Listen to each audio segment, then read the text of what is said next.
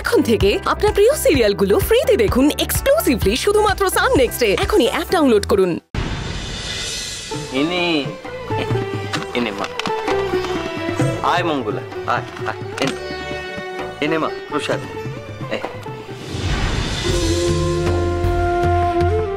কি হয়েছে মা, তোকে এমন দেখাচ্ছে? মনের মধ্যে ঝড় বইছে বুঝি? আপনার সাথে কিছু কথা ছিল ঠাকুর বাবা। বুঝতে পেরেছি। হ্যাঁ রে, তোরা সবাই প্রসাদ পেয়েছিস তো? হ্যাঁ হ্যাঁ। আর তোদের পাঠশালা আছে না? হ্যাঁ। তাহলে দেরি করিস না, যা যা যা পাঠশালায় যা, দেরি হয়ে যাবে। মঙ্গলা দিদি আসছি।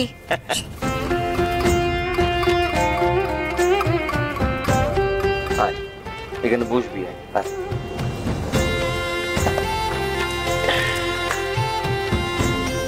এবার বল তো মা, কি হয়েছে? মনটা বড় অস্থির করছে ঠাকুর বাবা, বুঝতে পারছি না কি করব, আমার কি করা উচিত। তুই এত ভাবছিস কেন? দেখবি যা হবে সব ভালো হবে। মঙ্গলময়ী মা নিশ্চয়ই মঙ্গল করবেন। কিন্তু আমি কি করব? আমি তো চুপ করে বসে থাকতে পারছি না। মা বাবা এত চিন্তা করছে, আপনি বলে দিন না ঠাকুর বাবা, আমি কি করব? দূর পাগলি, আমি বলার কে? আমি কি বলার মতো কেউ? তুই এক কাজ কর, তুই মাকে প্রশ্ন কর, দেখবি মাই তোকে উত্তর বলে দিয়েছে। আমি কি করে? মায়ের সামনে বস, এই আসনটাতে, একেবারে মায়ের মুখোমুখি। তখন তোর আর মায়ের মাঝখানে কেউ থাকবে না, আমিও না। তুই মাকে প্রশ্ন করবি, দেখবি আমার মা তোকে ঠিক পথের দিশা দেখিয়ে দিয়েছেন। বস বস, আর সময় নষ্ট করিস না। জয় মা, জয় মা। মা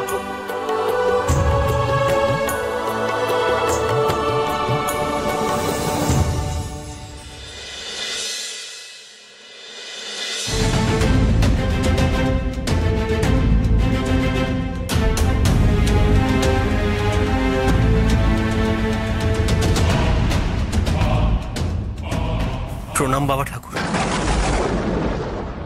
আরে উমেশ জি, এসো এসো এসো। আপনি আমাকে ডেকেছিলেন শুনে আমি সেরেস্তায় গিয়েছিলাম, তো সেখান থেকে আমাকে এখানে পাঠিয়ে দিল। হ্যাঁ, আমি তোমাকে এখানেই আসতে বলেছি। আমার একটা বিশেষ গুরুত্বপূর্ণ কাজ তোমাকে করে দিতে হবে উমেশ। মানে আমার একজন বিশ্বস্ত লোকের দরকার। হ্যাঁ বলুন না, বলুন। আমার একটা পত্র তোমায় বণিক রামধন রায়কে গিয়ে দিয়ে আসতে হবে, আর তার উত্তর যদি উনি কিছু দেন তাহলে সেটা সেরেস্তায় এসে পৌঁছে দিও।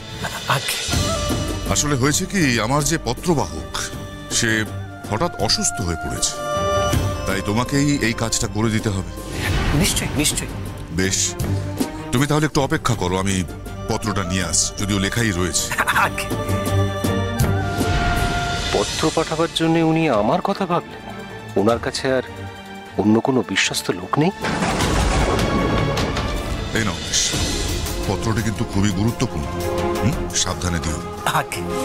আর শোনো, আগামী মঙ্গলবার গুরুপদবাবু আসছেন সপরিবারে মা মঙ্গলাকে আশীর্বাদ করতে, জানো নিশ্চয়? হ্যাঁ।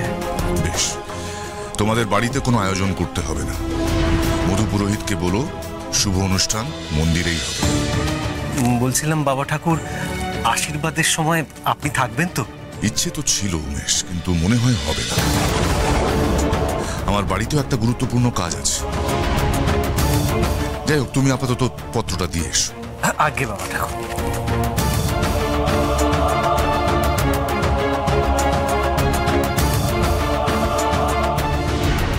রুদ্র, এসে গেছো? চলো, আর দেরি করা যাবে না, পুজোয় গিয়ে বসতে হবে। চলো।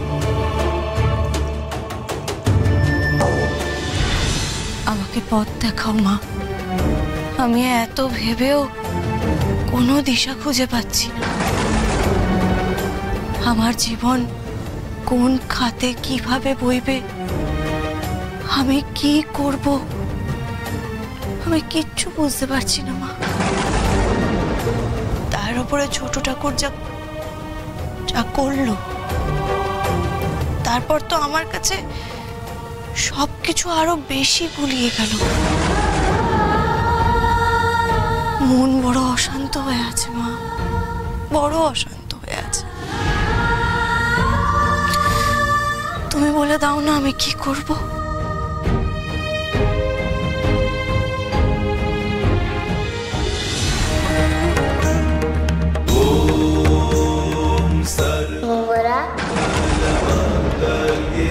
আমি তোকে অনেকবার বলেছি ওরা এই ধরাধামে তোর অনেক কাজ, অনেক বড় দায়িত্ব নিয়ে তুই পৃথিবীতে এসেছিস।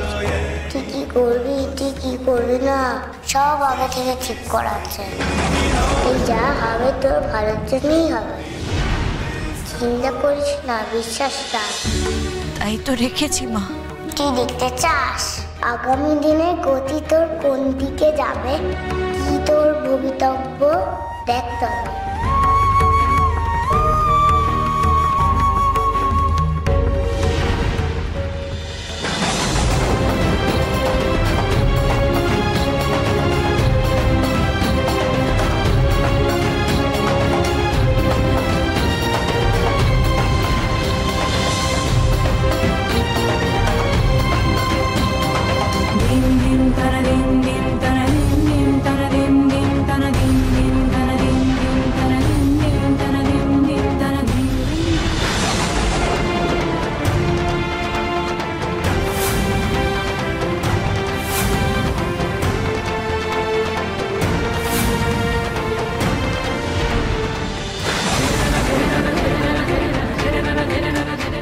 মা, এ আমি কি দেখলাম?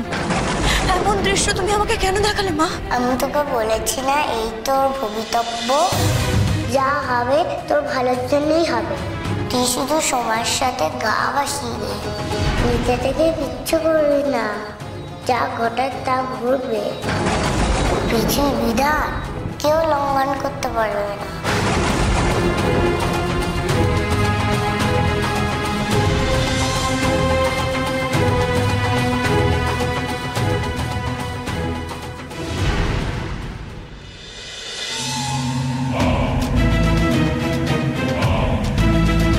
রুদ্র, পুজো শুরুর আগেই তরলটা পান কর।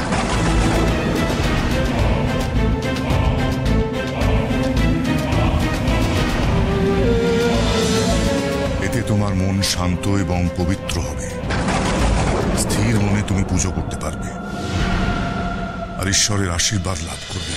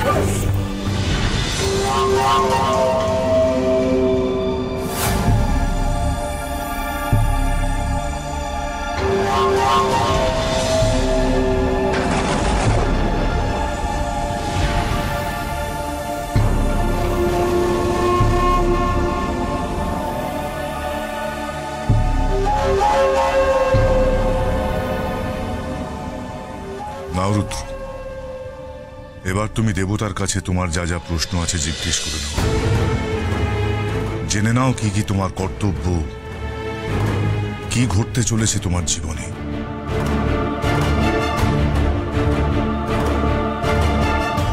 হে ঈশ্বর, আমার জীবন সঙ্গিনী কে হবে বলে দাও।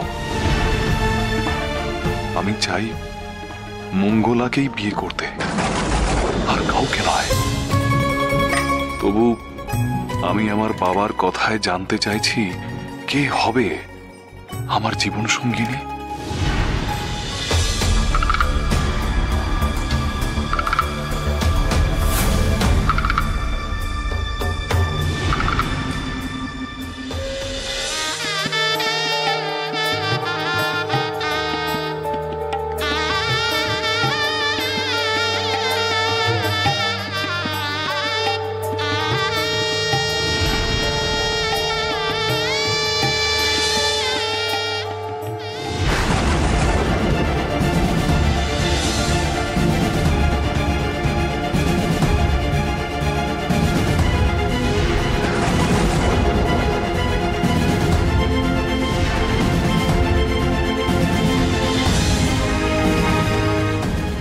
কে? কাকে দেখছি আমি? আমি একে সিঁদুর পরাচ্ছি কেন? এ আমার স্ত্রী হবে নাকি?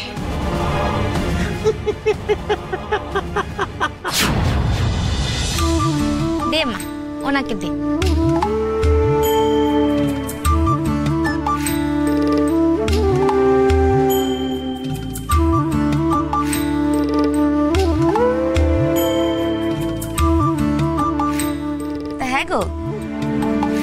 বিরূপাক্ষ মশাই কি লিখেছেন? সুখবর আছে গিন্নি, সুখবর আছে। এমনিতে তো তুমি জানো অনেকদিন থেকেই তো কথা হয়ে আছে আমাদের স্বর্ণময়ের সাথে ওনার ছেলের বিয়ের কথা।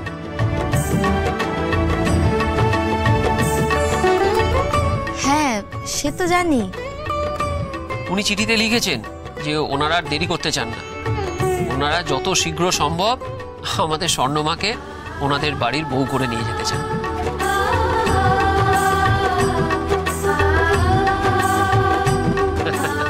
শুধু তাই নয়, উনি আরো জানিয়েছেন যে সামনের মঙ্গলবার উনি আমাদের মেয়েকে আশীর্বাদ করতে আসবেন।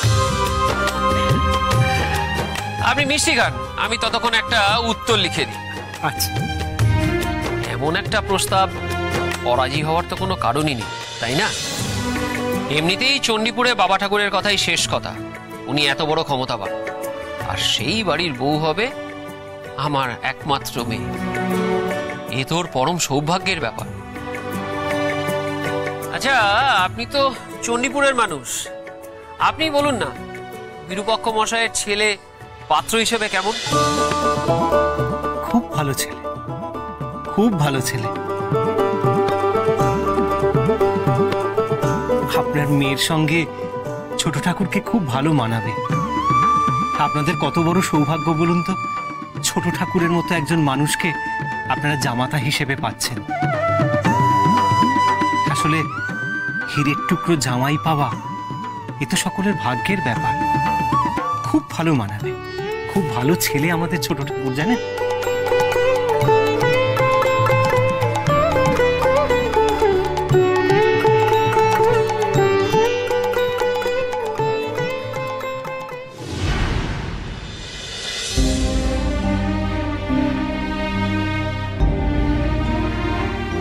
ভালো চাও তো আমাকে বাধা দিও না, সরে যাও। আজ এর একটা হেস্ত করেই ছাড়বো। চলো। ছাড়ো আমাকে, কি করছো?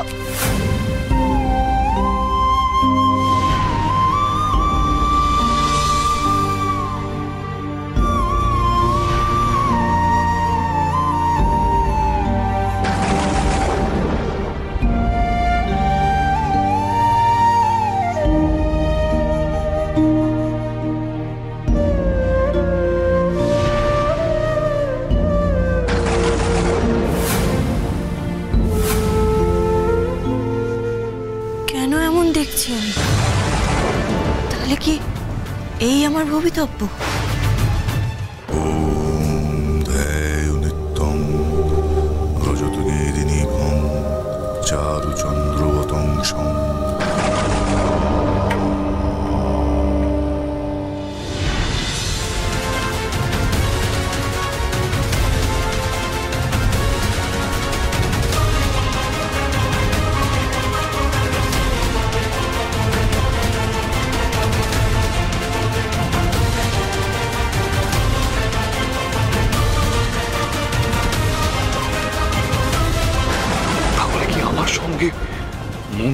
বিয়ে হবে না? না না, এ হতে পারে না।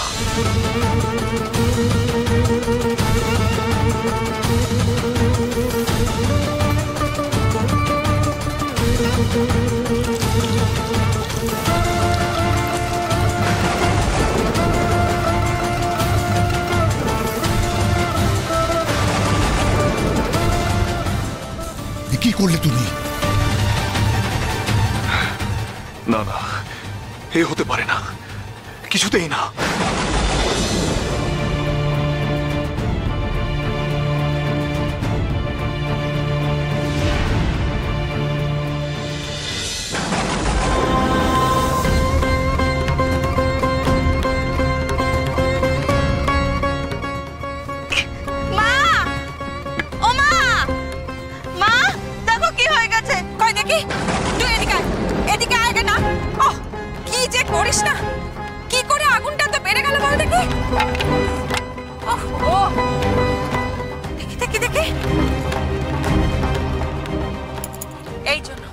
এই জন্য বলেছিলাম যে এখন কদিন আগুনের সামনে আসিস না।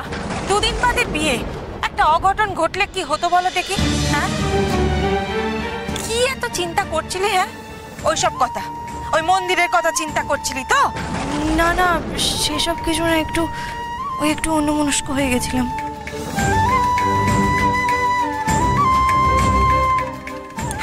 দেখি দেখি দেখি দেখি,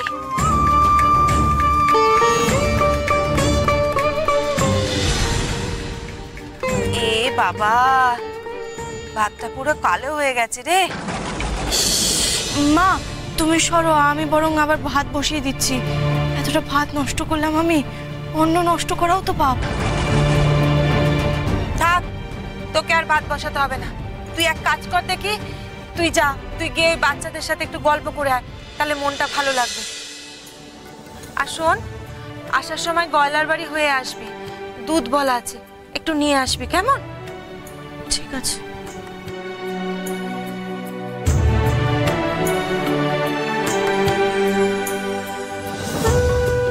মেয়েটা দেখছি কদিন ধরে কি সব আকাশ পাতাল ভেবে চলেছে, বললেও উত্তর দেয় না। কি ভাবছে এত? ছোট ঠাকুরের কথা?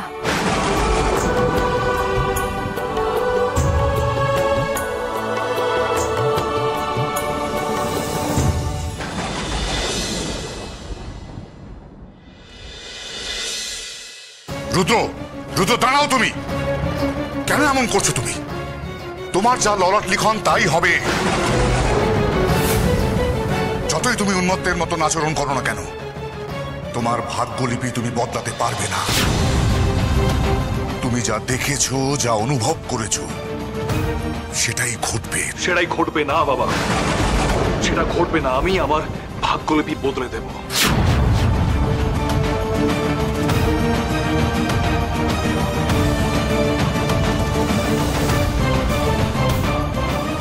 এসব ভবিতব্য বলে কিচ্ছু হয় না, এসবই চালাকি।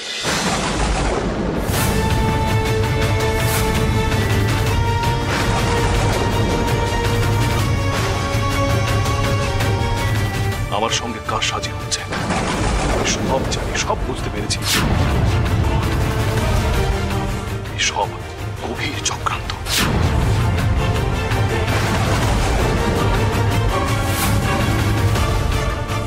আর আমি সেটা আটকাবো।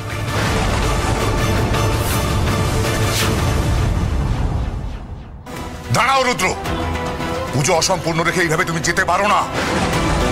রুদ্র, রুদ্র বাবা শোন বাবা, পুজো অসম্পূর্ণ রাখলে যে অকল্যাণ হবে। বাবা তো তোর ভালোর জন্য পুজোটা করছেন। আমার ভালোর জন্য? কখনো না, কখনো না। বাবা নিজের ইচ্ছে পূরণের জন্য এগুলো করছে, আর এই বিয়েটাও তারই একটা অংশ।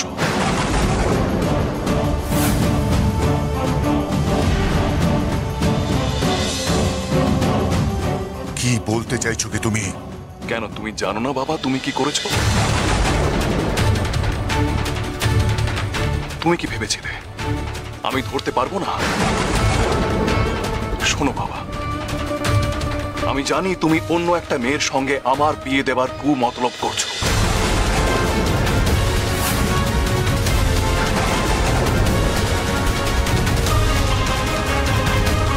আর আমি তা হতে দেব না, কিছুতেই না।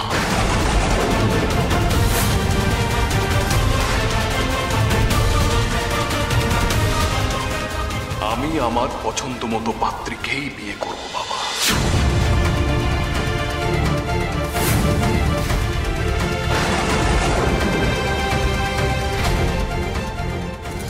রুদ্র, রুদ্র যাস না, রুদ্র।